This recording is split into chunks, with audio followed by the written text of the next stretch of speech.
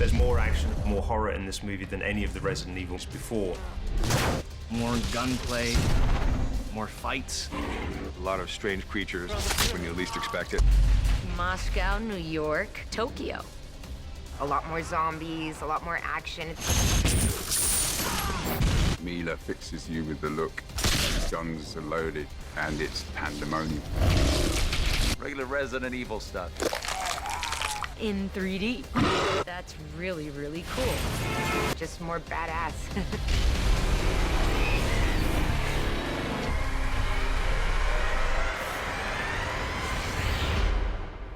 Hello? When I signed on to make the very first movie, I was very aware that this was very much a game that was born out of Japan. So the first thing I did, I got on a plane. Status. I flew to Osaka. Red Queen is locked onto us. And I talked to the creator of the game, pitched my idea for the movie franchise. That's why. In terms of how to shoot those environments, we did it in a combination of ways. When you're in the suburban neighborhood, you're supposed to believe you're in suburbia. So we actually went to suburbia and shot it. Let's roll, please. When you're in Moscow, you're supposed to believe the same thing. I believe how real all these look. What we did was we sent a unit to Moscow so we could run our cameras through Red Square with it being totally empty.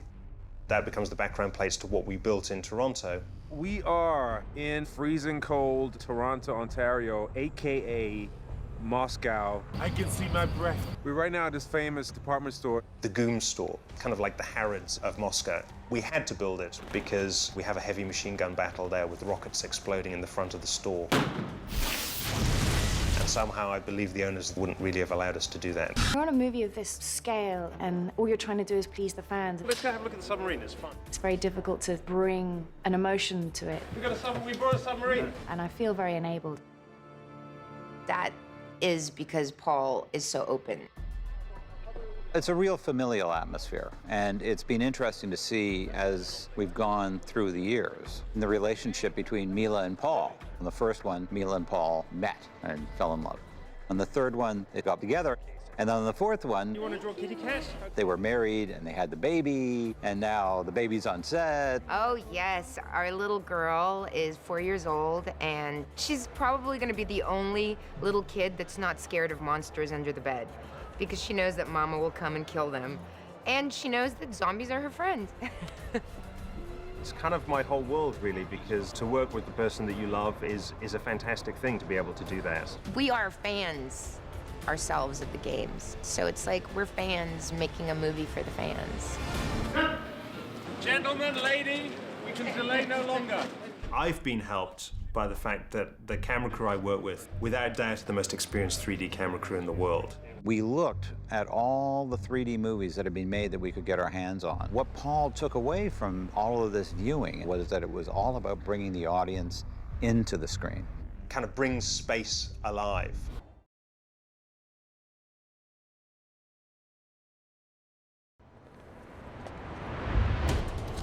There's a child here. Your problem, not ours. Alice never gives up the spirit to fight. Stay down. She goes full force.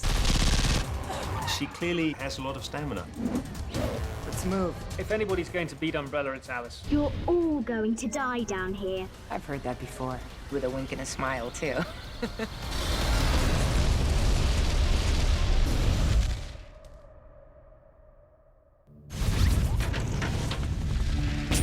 Paul likes strong women. It's one of the things that makes Resident Evil interesting, is that your hero is a woman. Then take revenge on this dude. He likes the female heroine. And action! I think they're just a little more interesting than the standard tough guy. Congratulations. Officially a badass. It's the idea of being vulnerable in a very dangerous environment and building the tools within yourself to be strong enough to cope and survive. It's been very interesting working with the Alice characters for the last 10 years, you know, because you've had the opportunity to see Alice grow as a woman. Grow literally from a cipher in the first film. She had memory loss and knew nothing about herself. Move! And then slowly she's gathered this family around her. In a way, she's always been very family-oriented because she's always trying to construct the family that she's never had. In number 4, she had these superpowers. She really didn't know how to use any of these powers, so the less she was with others, the better, because she could potentially kill somebody. She felt very isolated from people and lost the will to fight. And that conversation with herself and the audience been going on for 5 movies. Nice landing. I think technically it's called crashing. So the time has come for Alice to have a stronger sense of who she is. It's almost like there's this joy that comes back to her to be human again and just be a normal badass rather than a superhero badass. She is now a leader. At this point, I guess it's the end of the world, so if you're not gonna have a good time, what's the point? I think her character is defined by battle and by conflict and by her struggle with the Umbrella Corporation. There's no yin without yang. I relate to her like a soldier coming from war. When you've been away fighting for 10 years, what do you do afterwards? I don't think there's a happy future for Alice. I sometimes wonder to myself, like, what would Alice do if it was a happy ending and Umbrella got destroyed and everything was good and dandy? I think she would definitely feel very out of place. The collapse of the Umbrella Corporation and the end of the apocalypse would probably be the end of the Alice character completely.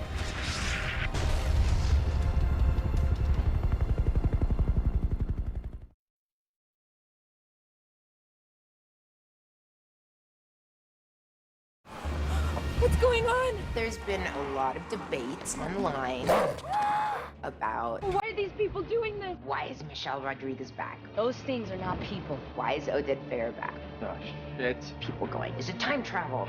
Is it flashback? Are they clones? Like, I don't know. You'll have to see.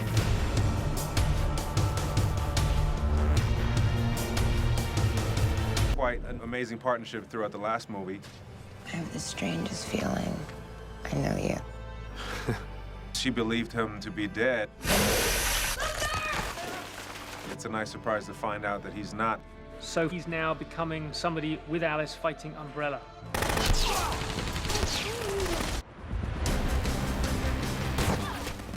The funny thing about being a part of this franchise is I did number 2, I did number 3, and obviously I did die in the 3rd movie.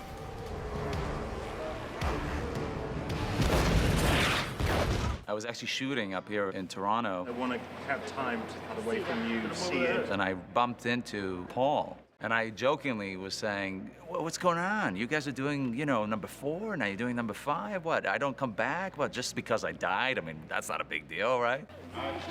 Okay, let's move out. And he was saying, well, actually, we're bringing Carlos back. Obviously, he's a kick-ass Umbrella Trooper, which he's been in the franchise before, but also he gets to play Milla's husband in a very suburban environment. It brings a new dynamic, a new question in the audience mind of, are they together? Wait a minute, is it Carlos? Is it not Carlos? Who is this guy? Rise and shine. But as far as they're concerned, they are just a suburban couple. They're living a happy suburban life. Action. Working with Milla again in a relationship between husband and wife is wonderful. It's very easy. We both have kids. We know how to run that breakfast scene of we're running late and the kids late to school and all the rest of it. So it's really nice. It's very comfortable and safe. Ah, it's very nice. Now, surrender or die. Well, in terms of 1, obviously he comes, James 1 shade from the game. Listen to me. I want to know who you people are, and I want to know what's going on here. In the first one, I was set up more as a MacGuffin in a way because he was established as the alpha male. He was going to be the hero of the piece. And then, of course, he became sashimi. And Milla goes on to take over and be the hero that now the world knows she is. I loved working with Michelle in the first movie.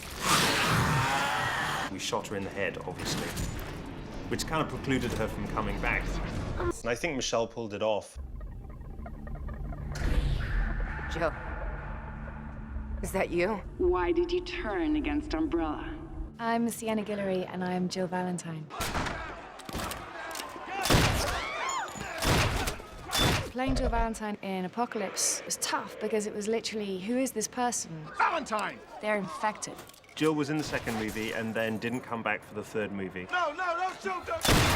And at the end of the last movie, I thought it would be great to kind of reintroduce her. So we had this little hidden sequence that was in the end credits. You are going to be in for the fight of your lives. The fans were super excited about it. Play. I'm Sergey. I'm a technical specialist of the group. Running a bypass. Interesting fact about Sergey, he's the one who used to work for the bad guys back in the day when he was young and confused. That's why he knows all the layout of the facility so well. We're in. And that's a value for the team. So I'm running with these big tough guys. They watch my back while I do my little thing on the computer here, which I carry all the time. We're running out of time! You have to find us a way out now! Almost there! I also carry a gun, but I don't think I get a much chance to shoot it. We have to get you out of this facility. I'm not going anywhere until I know where we are and what the hell is going on here. Once again, I play the role of Albert Wesker, the head of the Umbrella Corporation, and I kick ass. He, as established in the video game, clearly has superhuman abilities because he's infected himself with a version of the T-virus. So in the last movie, you thought he was dead, and now he's back. So there's a question hanging over whether he was actually cloned or whether he's just so badass you can't kill him with an atom bomb. It's still very much I rule the world, and I'm indestructible, so it feels pretty good to be sitting at the top of the world. I enjoyed working with Shawn, who plays Wesker. He's a very good actor, and in the last movie, he got to do a lot of action and not much talking. And this movie, I thought we kind of turned that on its head a little bit.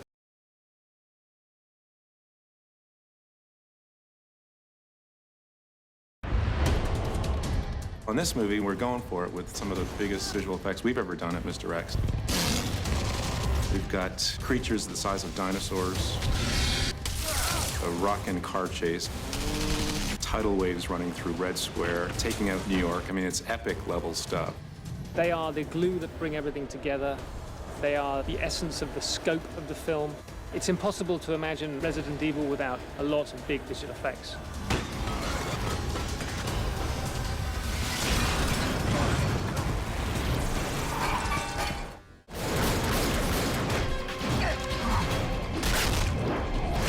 Reading Resident Evil 2, I was like, oh my God, how are we going to do this?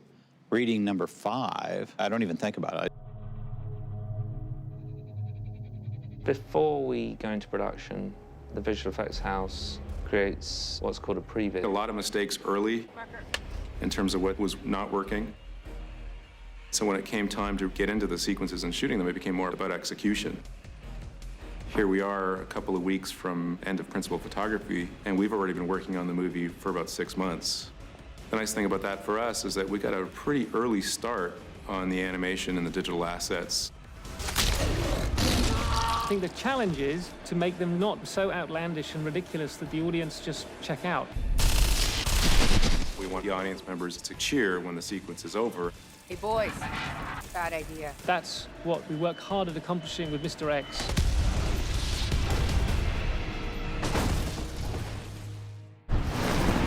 The film opens up as a continuation of the last movie. We're on the deck of the Arcadia. Most of that entire environment is going to be digital. Get out of the way! We only had about 20 survivors the day we shot them on a piece of deck, but we're going to make it look like there's about 1,000 of them. The Umbrella Troopers, most of them are digital. The water is a full CG simulation. In fact, the V-22 helicopters they arrive in are all fully CG animated. That's one of our most complicated sequences. It's a very, very broad canvas.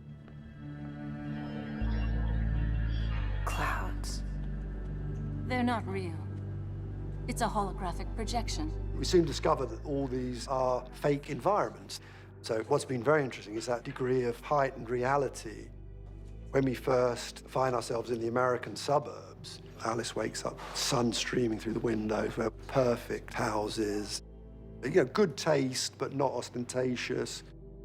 And then eventually, you know, it's absolute devastation. So, you know, that was a deliberate choice from this very kind of calm look to the, you know, the violence. I think while he says what you saw was a detailed recreation, nothing more, you can walk over. To work with Paul Anderson's a production designer's dream. You know, he shoots so beautifully, he always finds the sweet spot. You know, I love how Glenn lights.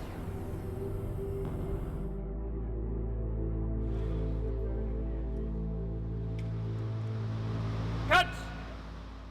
I was just at the dry cleaners one day watching all the shirts go around. I thought it was an interesting image, you know, seeing dozens and dozens of clones hanging there.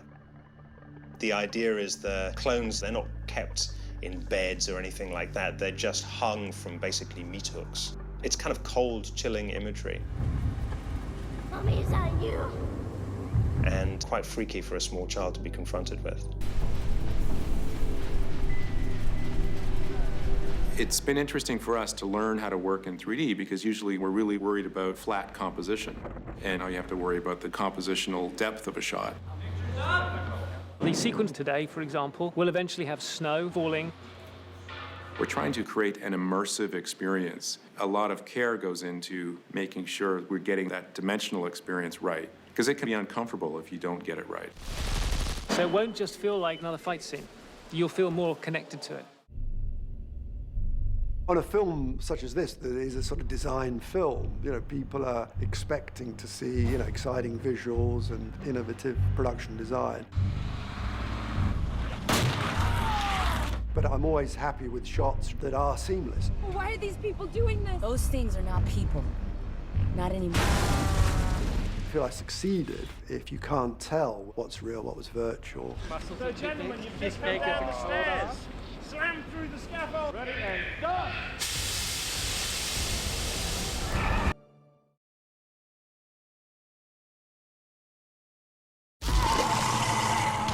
Depending on the level of decay and grossness, a makeup can vary. The undead can last for a long, long time. It's icky, it's bloody, it's messy. It's nice. If I could just build a monster and then just put it on a shelf, I'd be a very happy man.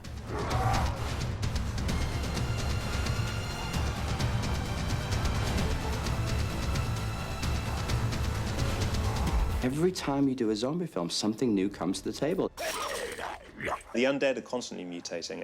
Thank goodness they are, because there's only so much you can do with the slow, shambling zombie. 7, 8 years ago, if you were all undead, I'd just run out of that door and you wouldn't be able to catch me. What the hell are those? It's surprising. Sometimes the simplest makeup can give you a huge headache, and the most elaborate makeup you can do with your hands tied behind your back. Depending on what the material was made out of, and how quick the makeup needed to be applied, how many days it played for, you would start with a face cast of the actor. You would sculpt it and mold it a certain way, and then you would create the makeup for as many days as you need. So some makeups we had playing 13, 14 days in a row. The biggest challenge for anybody who comes into a prosthetics trailer is the amount of time they have to sit in a bloody chair. Walking in the room, you can usually tell if somebody needs a cuddle, because it's happened so many times. They go, I had this done a few years ago and I had a breakout of my skin and it really didn't work for me. So you go through the process again, because it helps calm them down. It also helps them to understand the makeup. Can you take a snap of this one? Because you can't just glue something on somebody and have them act a certain way. You have to bring the character through the makeup. The makeup is there to help you. Can't see shit. But it's also going to hinder you if you don't know how to work with it. My goodness! So it's nice to have that process you go through when you meet an actor for the first time. Building the cocoons wasn't the challenge. The challenge was hanging them 20 feet above the ground on a wall. That was a bit of a challenge. And then putting somebody inside them. I've been doing it long enough now that I know all the tricks.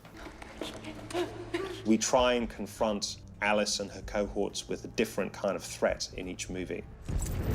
We don't like to stand still. So we're introducing some of the flying creatures.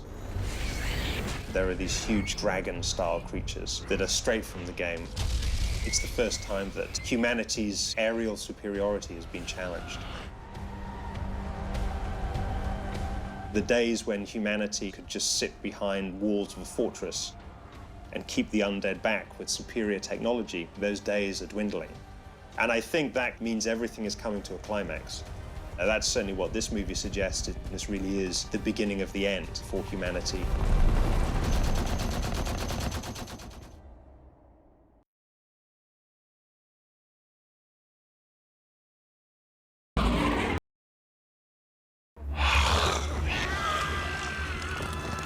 で終わりだと思ってたんで、4に出れたことが奇跡だと思ってたから、また言っていただけたのはすごく嬉しかったです。でもちょっと不安もあったけど。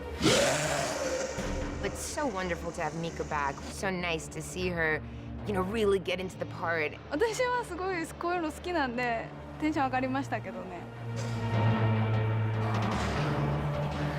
I was very keen to continue the Japanese elements in the Mika. Had a kind of ethereal quality to her, which I thought was really appropriate for a movie like this. She's so beautiful, but then plays this scary, horrible creature. Stand by. Tokyo sequence initialized. ミラとはその渋谷の交差点で実はミラがいて私が横を通るシーンとか。And suddenly I'm seeing the exact same scene that happened. In the opening credits sequence of the last movie, it was so beautiful with all the slow motion. I noticed when I watched it with audiences, they kind of forgot that they were watching a Biohazard movie. They started watching all these beautiful images of a beautiful woman in the slow motion rain.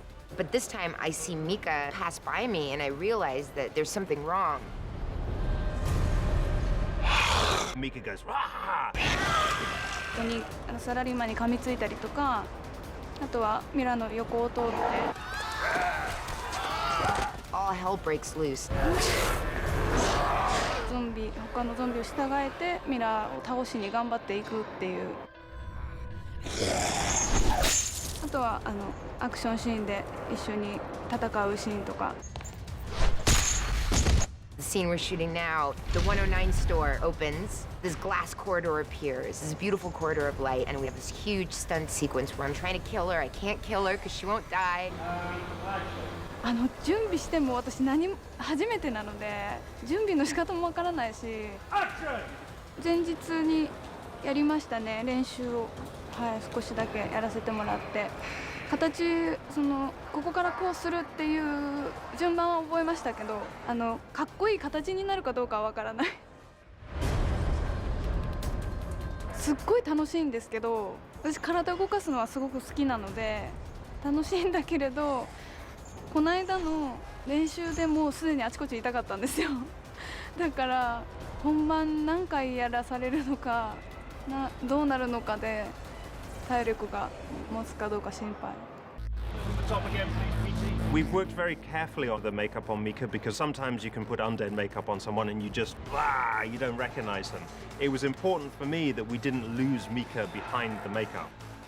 今回のメイクはもう見るからにゾンビになっていて前回の時はもう全然ゾンビだかなんだかわからないぐらいメイクをしてなかったんですけど今回はゾンビだと分かるようにメイクをしてもらって衣装も前回と同じ衣装を用意してもらって She was wearing very little makeup in the last movie, yet somehow she managed to be really scary. There's that moment where she turns into an undead. Again, it was one of the things that impressed me about Mika. She delivered fantastically well. I was really impressed with how tough she was. She's a good actor. I mean, she can turn on the scariness. So nice to finally be on screen with Mika because last time we didn't get a chance. And I think it's so wonderful for the Resident Evil universe that everything gets tied together. ミラはすごい本当にミラもポールもそうなんですけど優しくてすごく気にかけてくれて私はもう本当に女優ではないのでなんかこう慣れてることが少ないのですけどミラがいろいろ教えてくれたりとかそうですねミラの演技を見ながら勉強したりとかそういう感じですね。It's been a very pleasant experience. Her and Milla, they're easy to work with, very committed, and that's something as a director that you really appreciate. おすすめはでもこれどうなるかわかんないけどどうしようアクション